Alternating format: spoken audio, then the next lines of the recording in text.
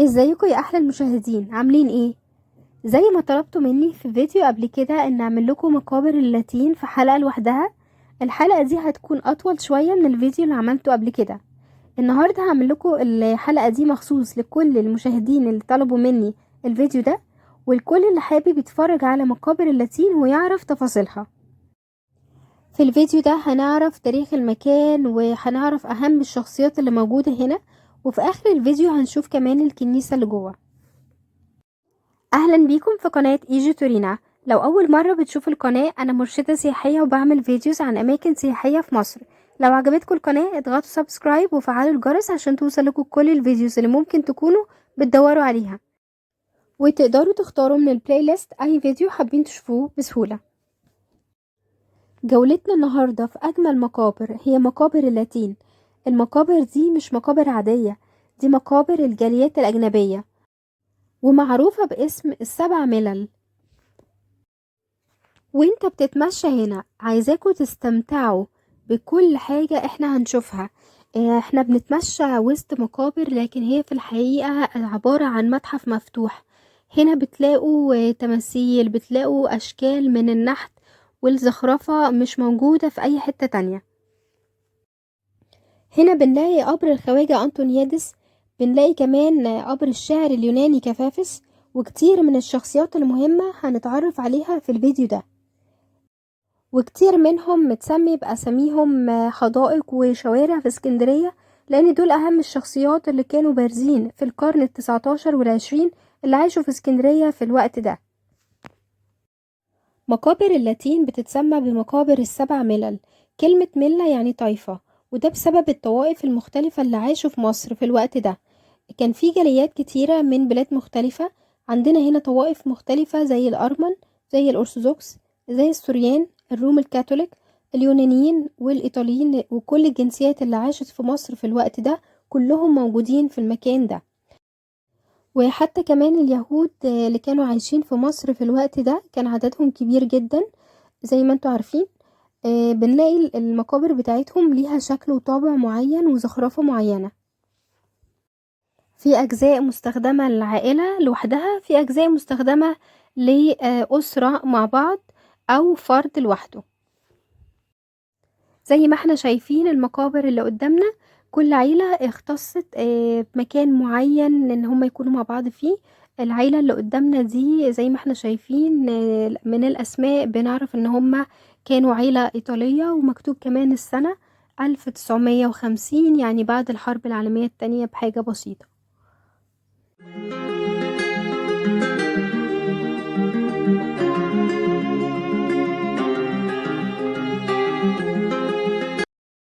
تاريخ المكان بيرجع وقت محمد علي، كان والي على مصر، وقرر ان هو يبني المقابر دي لكل الجاليات اللي كانت عايشة في مصر في الوقت ده. محمد علي كان بيحكم مصر من 1805 ل 1848. في الفترة دي قرر إنشاء المقابر دي الخاصة بالجاليات الأجنبية اللي عايشة في مصر في الوقت ده، وخصص جزء من الأرض دي. وكانت وقتها المكان ده كان بعيد عن الأحياء بتاعة منطقة اسكندرية. المكان ده حاليا موجود في منطقة الشاطبي، وبنى المقابر دي لكل الجاليات الأجنبية اللي عايشة في الوقت ده. اتبنت على مساحة 5 فدان، وتعتبر دلوقتي المقابر دي من أجمل المقابر اللي موجودة بسبب الفن اللي موجود فيها والزخرفة الجميلة. وانت بتتمشى هنا بتحس ان انت ماشي كأنه متحف مفتوح. المقابر هنا بتضم رفات الجاليات الأجنبية في القرنين التسعتاشر والعشرين، فبتعتبر مقابر للجاليات الأجنبية وكمان مقابر تاريخية. المقابر هنا بتضم أكتر من 5000 عين، فيها حوالي 2200 شاهد قبر. وزي ما قلنا ان المقابر دي متنوعة ما بين مدافن خاصة لعائلات كلها مع بعض، وفي شواهد قبور لوحدها لأشخاص. وهتلاقوا هنا ان كل الكتابات موجودة بلغات مختلفة، زي اللغة اليونانية وفي اللغة الإيطالية، وده بسبب الأعداد الكبيرة من اليونانيين والإيطاليين اللي كانوا عايشين في مصر في الوقت ده. ونقدر نقول ان اليونانيين والايطاليين هم يعني اكتر البلدين اللي عاشوا في مصر من وقت تأسيس اسكندرية من سنة 331 قبل الميلاد. عدد كبير جدا من اليونانيين استوطنوا هنا في مصر وخاصة في اسكندرية، لان اسكندرية كانت وقتها العاصمة. وبعدها الايطاليين كمان جم، ومن وقتها فضلوا قاعدين في مصر لحد فترة كبيرة جدا. نقدر نقول ان احنا دلوقتي عندنا عدد قليل من الجاليات دي، لكن في القرنين ال19 وال20 كان في عدد كبير جدا منهم، وكانوا بيحبوا مصر جدا. بنوا حاجات كتيرة وأعمالهم كتيرة جدا في مصر. من أهم الشخصيات اللي موجودة هنا عندنا جون أنطونيادس، ده كان تاجر يوناني، وأهدى القصر بتاعه والحدائق بتاعته لبلدية اسكندرية بعد وفاته.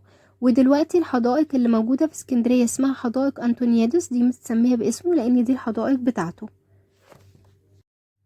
عندنا كمان الشاعر اليوناني كفافس، وده كان شاعر يوناني ومشهور جدا في اليونان، وأشهر حاجات هو كتبها هي رباعيات اسكندرية.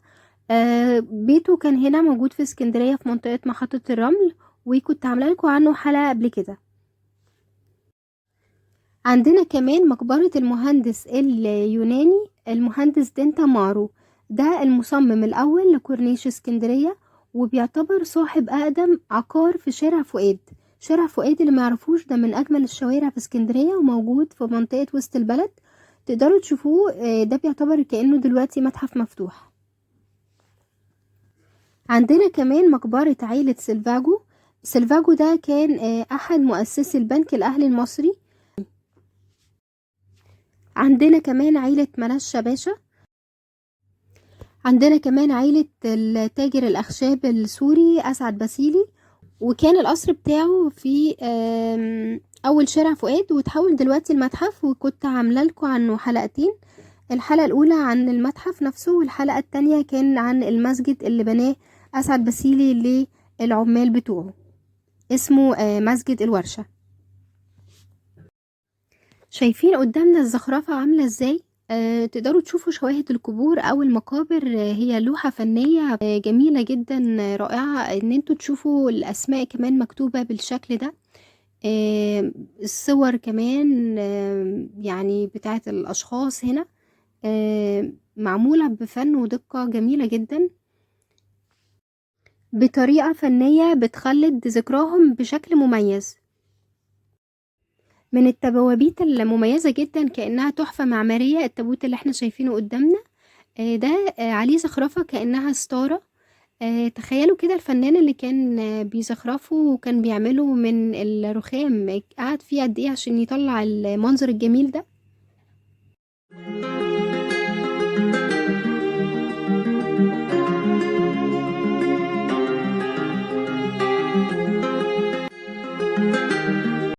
من ضمن الشخصيات اللي موجودة في العصر الحديث عندنا المخرج العالمي يوسف شاهين.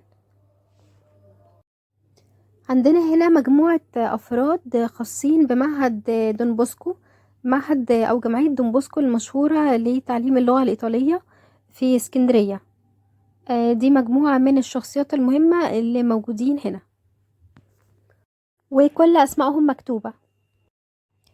من ضمن الشخصيات المشهورة جدا هنا هو عالم الآثار جوزيبي بوتي. ده كان إيطالي، وكان أول مدير للمتحف اليوناني الروماني في اسكندرية. اللي حابب يتفرج على الفيديو بتاع المتحف اليوناني الروماني بعد الافتتاح هيلاقي هنا الفيديو في القناة. 2 فيديو، واحد انجليش واحد عربي. عايزة اقول لكم كمان ان من اهم الشخصيات هي عيلة اناستاسي. دي كانت عيلة ارستقراطية، عاشوا في اسكندرية، وفي شوارع كتيرة متسمية على اسمها.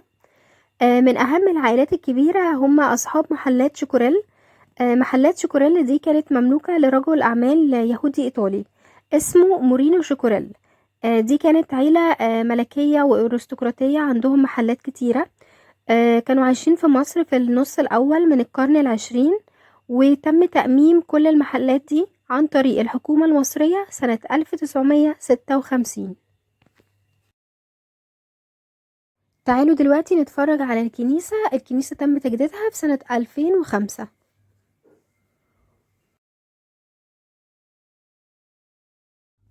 الكنيسة هنا بتاخد الطابع الأوروبي أو الكاثوليكي، ودي الكنيسة الخاصة بالمكان هنا.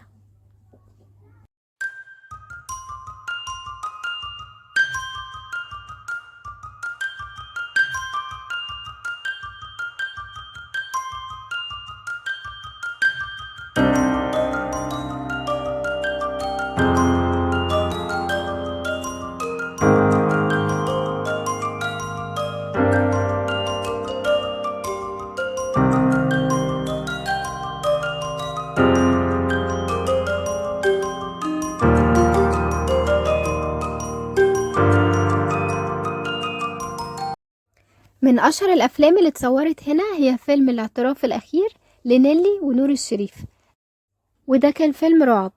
لو انتوا عارفين أفلام تانية اكتبوها تحت في الكومنتس، ولو انتوا زرتوا المكان ده قبل كده اكتبولي تحت في الكومنت انطباعكم عنه، ولو حابين تشوفوا أي فيديوز تانية اكتبولي تحت في الكومنتس. وانتظروا إن شاء الله حلقات تانية كتيرة في أماكن سياحية حلوة في مصر. شكرا لمتابعتكم.